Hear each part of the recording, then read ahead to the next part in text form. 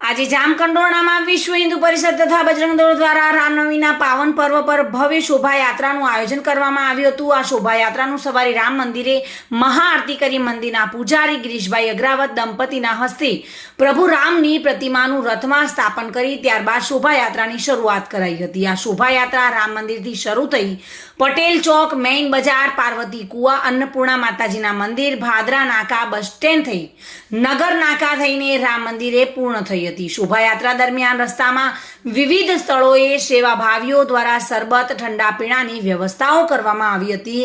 આ શોભાયાત્રામાં મોટી સંખ્યામાં ભાવિક ભક્તો જોડાયા હતા।